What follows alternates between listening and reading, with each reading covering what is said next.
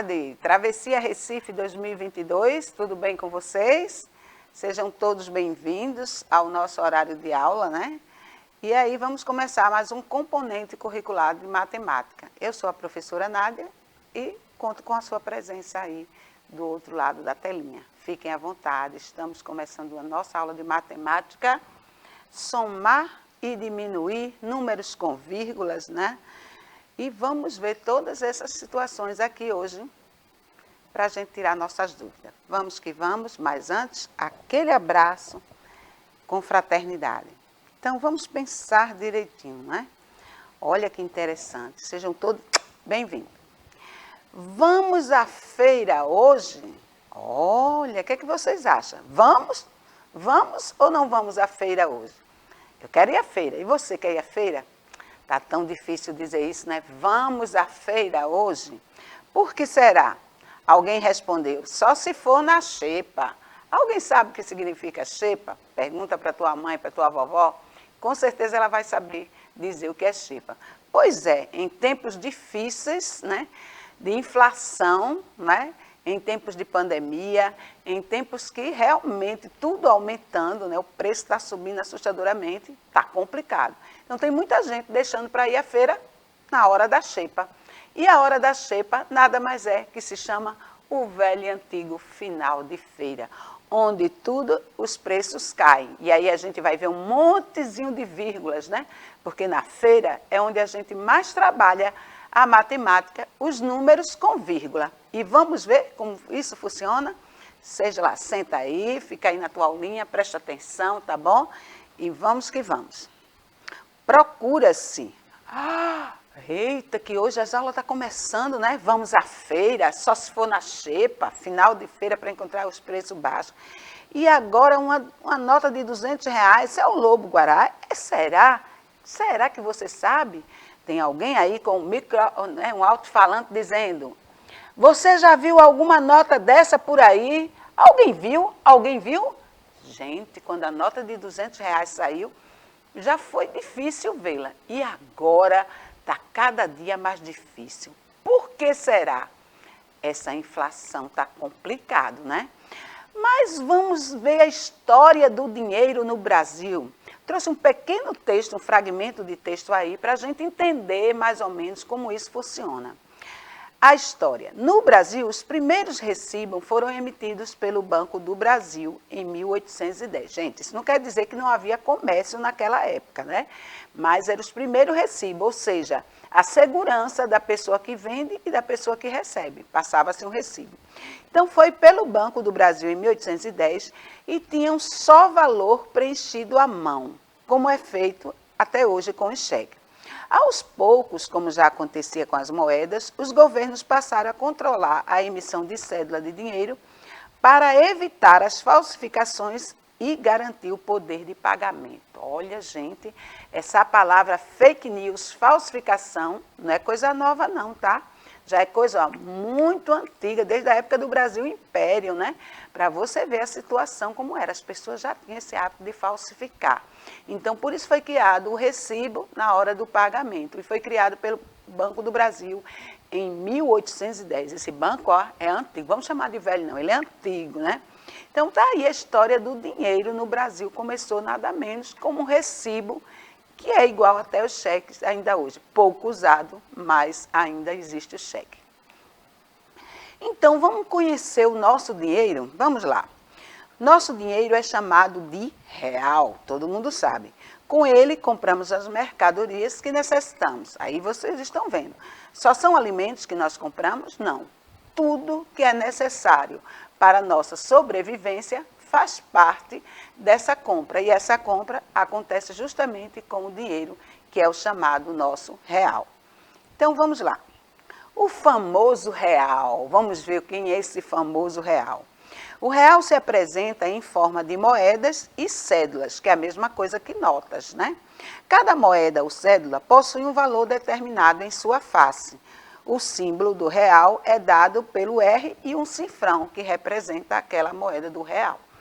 Então, a cédula é a própria nota, né? Que é um papel timbrado dentro, que vem da Casa da Moeda, né, que tem toda uma estrutura para não ser falsificado. Embora as pessoas, infelizmente, ainda existem os falsificadores, né? Infelizmente. Então, vamos lá. Vamos conhecer nossas moedinhas, que eu acredito que todo mundo conhece. Será que alguém tem um dinheiro em casa? Será que alguém ainda tem uma moeda de 1 centavo em casa, de 5 centavos? Né? 1 centavo ninguém nem quer saber, né? Só no posto de gasolina, que ainda conta, né? Mas veja, aí nós temos a moeda de 5 centavos, 1 centavo, 25 centavos, 50 centavos e R$1. De todas essas moedas, a gente já deu números inteiros. Lembra da aula anterior? A gente já trabalhou com números inteiros. Lembrando que são números inteiros. A palavra inteiros, por si só, já está dizendo. Não foi fragmentado, não foi quebrado, né? Foi partido em um momento. Se você for diferenciar o número inteiro do número fracionário, você vai perceber que a fração ela tem o traço da divisão, onde divide numerador e denominador. Estou só relembrando, tá? E o número decimal, que é a parte menor do nosso dinheiro, do número com vírgula, ele justamente fica à direita da vírgula. À esquerda da vírgula fica a parte maior, que é o nosso número inteiro. E aí, olhando para essas moedas, qual delas você acha que é um número inteiro? Ó, 1 segundo. Pensou? Respondeu? Já sabe qual é? Mas eu vou dizer, porque eu sei que todo mundo sabe. R$1 é um número inteiro. As outras partes fazem tudo da casa de números decimais. Então, vamos virar. Então, eu sempre dou essa dica. À esquerda da vírgula, a parte inteira, a parte maior. À direita da vírgula, a parte menor, que corresponde a décimos, centésimos e milésimos. Se tiver uma casa depois da vírgula, décimo. Se tiver 2 casas depois da vírgula, centésimo. Se tiver 3 casas depois da vírgula, milésimo, tá certo? Mas, professora, só vai até 3 casas? Não, aí vai décimo de milésimo, décimo de centésimo, mas é o que a gente usa no nosso dia a dia. Então, a gente trabalha até a 3ª casa decimal, tá certo? A gente já deu essa aula, estou só revisando, tá? Para a gente entender. E aí vem o famoso real e as nossas cédulas. Olha que cada cédula linda, né? Essa verdinha aí de R$1 é verde, mas não é dólar, viu, minha gente? Pelo amor de Deus, não é dólar, é real mesmo, que está cada vez mais, devido à inflação, desaparecendo, né? R$2, a gente vê muito ainda, R$5, afinal, é o que mais a gente vê, né? Difícil, complicado. R$200, nem pensar. Quem aqui recebeu uma nota de 200? Oh, que dificuldade. Então, R$10, R$20, R$50 são as notas mais comuns que nós vemos ao nosso dia a dia. Vamos ver se vem aí um milagre, alguma coisa, né?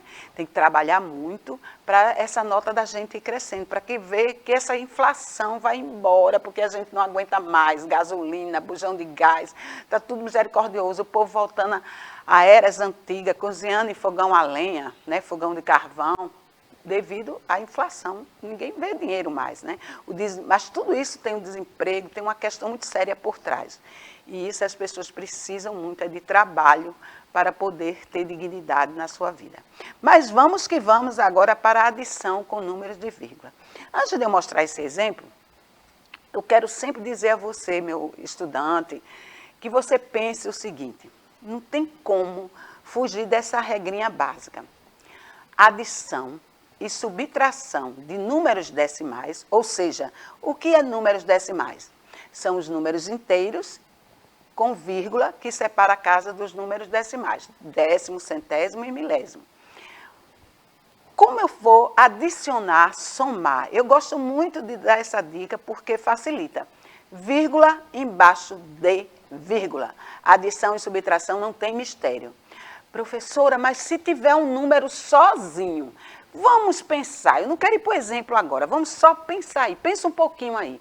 Você tem R$2 mais 1,6.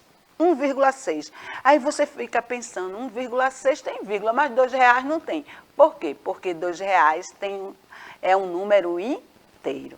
Mas aí a regra é básica, coloca a vírgula nele e completa as casas com 0 que estão faltando. Você não tem como errar, se seguir essa dica, tá certo? E aí tem, para adicionarmos 2 ou mais números decimais, é preciso colocar vírgula embaixo de vírgula. Aí você tem 4 inteiros e 879 milésimos, né? É a primeira parcela. A segunda parcela, você tem 3 inteiros e 140 milésimos. Porém, quando ele estava lá em cima, era 4,879 mais 13,14. O que foi que a gente fez aí? Não é vírgula embaixo de vírgula? Veja que o zero está na cor vermelha para se destacar. Ou seja, para que você não tenha como errar de jeito nenhum. Então, vírgula embaixo de vírgula, somaram as parcelas, deu o resultado aí, 18,019, que significa 19 milésimo, que no caso aí é a soma ou total, que é o resultado da adição. Vamos para a próxima. Aí é mais um exemplo de número com vírgula. Você pode assistir essa aula várias vezes. Eu dou sempre essa dica, assista aulas várias vezes, se você tiver dúvida. Olha, 1,751 mais 2. O 2 estava sozinho, ele é um número inteiro. O que foi que a gente fez?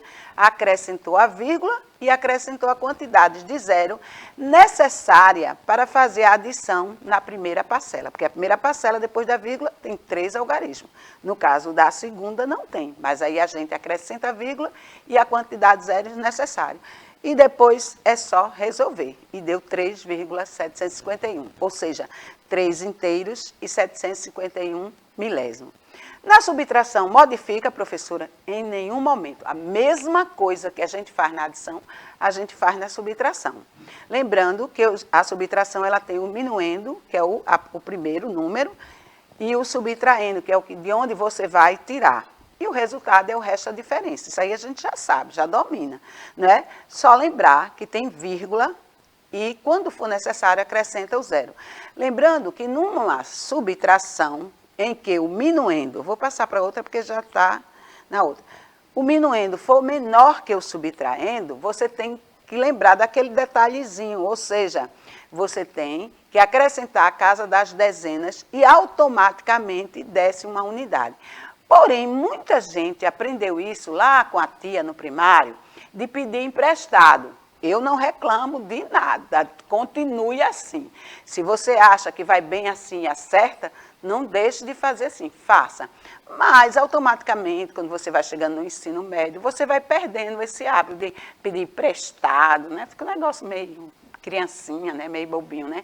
Mas faz do teu jeito. O importante é você chegar ao resultado e lembrar que a casa dos minuendos, se for menor que o subtraendo, ele vai sempre receber uma dezena. E se receber uma dezena, automaticamente desce mais uma unidade para o número seguinte de baixo. Ok? E aí tem uma atividade de desafio que eu vou deixar para vocês. Quem prestou atenção à aula vai saber rapidinho, quem assistiu direitinho, né? Quantos anos tem o Banco do Brasil? Uau! Estava lá no primeiro, vou dar a dica. Qual foi o primeiro dinheiro a circular no Brasil? Está lá também nos primeiros templates. Quais foram os nomes do dinheiro que já passaram pelo Brasil antes do real, tá certo? Ó, vou dar uma dica para vocês, viu? Eu não sou tão velha assim não, mas eu já alcancei cruzeiro e cruzado, tá?